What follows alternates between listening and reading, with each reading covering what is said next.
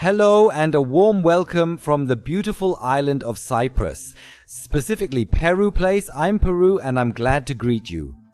Today we're talking about a game soon to be released from the renowned Astragon, Seafarer the Ship Simulator.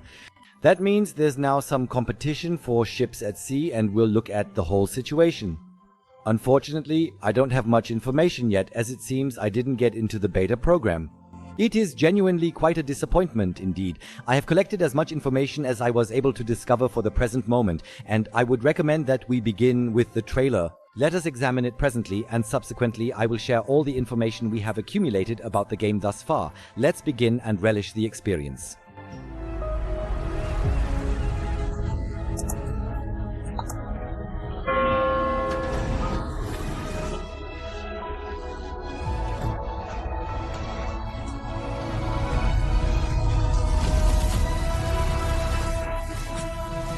And I have already secured my initial contract. These are indeed thrilling times. The very first one is set to commence in just a few days. In any event, the reason I am contacting you is because he persistently navigates the seven seas. It seems that overseeing your own operation is somewhat demanding. Let's just say it is more than I initially bargained for, so I was wondering if you would like to come on board and assist me. You know, just like the old days, the two of us out at sea.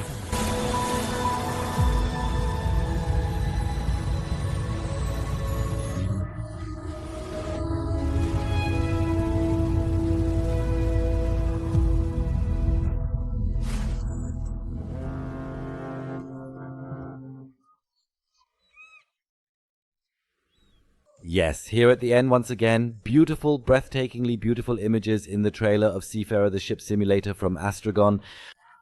Indeed, you observed it correctly, this upcoming summer marks the launch of the early access version, specifically tailored for Steam and the Epic Games Store.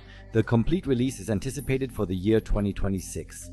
Whether this will eventually come to gaming consoles remains somewhat uncertain. Nevertheless, it is intended to support game controllers, so I am quite hopeful that it might eventually become available for consoles, either with the complete release or shortly thereafter. We have to wait and see, as there isn't really any statement about it yet. In any case, a quick word for all those who are already looking forward to the big ships. I do not wish to lessen your enthusiasm, but in the early access version, as stated on the official homepage, there are still a restricted number of features and selections accessible, including the ships. I think it will be the same with the ship classes as it is with ships at sea, meaning that initially the smaller ship classes will be available. You have to work your way up first anyway. I don't think you'll be able to jump into the big ships even when they're released. I assume that we'll have a career system here too, where you'll need to acquire licenses. Therefore, you'll need to progress gradually before you even get the opportunity to explore the interior of a container ship. That's my assumption. Now, let's proceed to discuss the technology. The entire operational system functions by utilizing Unreal Engine 5 in combination with NVIDIA WaveWorks technology. The entire scenario, similar to ships at sea, unfolds within the region of Northern Europe, so we already have our initial parallel.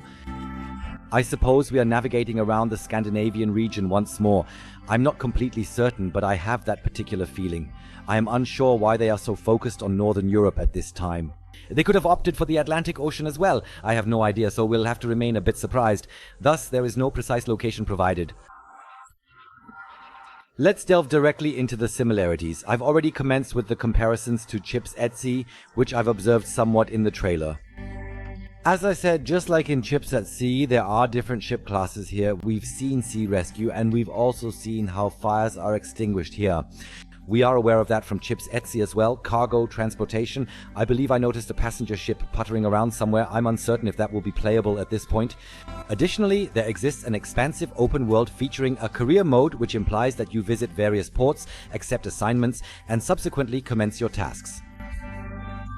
Here too, while we're on the topic of ships, you need to maintain and service your ships. So there's a parallel here as well. In ships LC, for example, we have to replace fuses, keep the ship clean, etc., etc. Therefore, this is certainly a subject that was quite new, which instantly captured my attention. I am uncertain if it was solely for the trailer or if it is genuinely part of the gameplay, the drone. If it is incorporated, it would be an excellent concept. For instance, this drone could serve as a fantastic instrument to preliminarily evaluate the circumstances during a maritime rescue operation. Such ideas. That would indeed be a novel game concept. Plus, there's a mode not currently in chips or other games, specifically the quick play mode. I imagine it in a manner akin to other games where you quickly complete a specific task despite the fact that maritime navigation is generally not especially fast-paced. You understand what I mean if you're somewhat involved in the entire situation. Therefore, at this point, I would like to delve a little more directly into the trailer, as I have previously mentioned. Well, what could I possibly articulate in this situation? Regrettably, you do not get the opportunity to witness any interior perspectives, no cabins, no driver's cockpit, and somehow I am also missing a little bit of authentic gameplay. It truly appears, everything genuinely appears magnificent. Yet similar to numerous other trailers, I am convinced there are mainly cinematic cutscenes present once more, with the decisions and all entirely beautiful. I doubt we'll see it like that consistently in the game, or maybe not at all. I would have preferred to witness a bit more content, but that's simply my own personal preference. What I did genuinely appreciate is the graphics. They truly don't need to conceal themselves behind chips, etc. Hide! The ship models appear to be quite impressive, and we have larger cities that also seem to be quite lively. The water animation, which I always place a significant amount of importance on, looks truly fantastic. I'm curious to see how it is in-game with this NVIDIA Waveworks.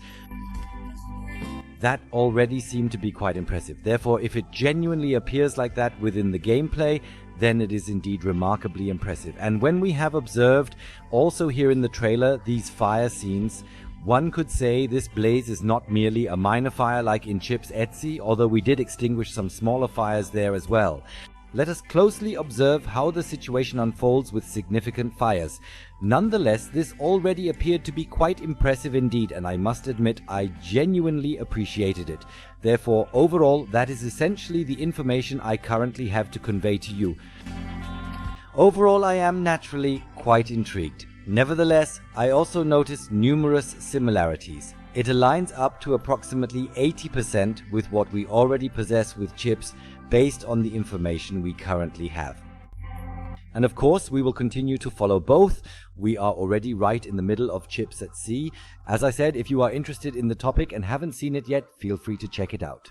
I'll gladly share a link to one of the latest episodes at the end of this one, so please take a moment to check it out. If you found this initial glimpse into Seafarer, which indeed translates to Seafarer, enjoyable, please consider leaving a like or follow, giving a thumbs up, ringing the notification bell, and subscribing. It would make me quite happy. Absolutely, and I am genuinely thrilled at this moment.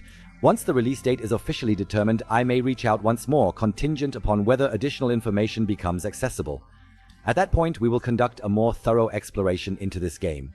Thank you very much for watching, and I sincerely hope you had a little bit of fun and were able to gather some valuable information. I'll say farewell for now and see you next time.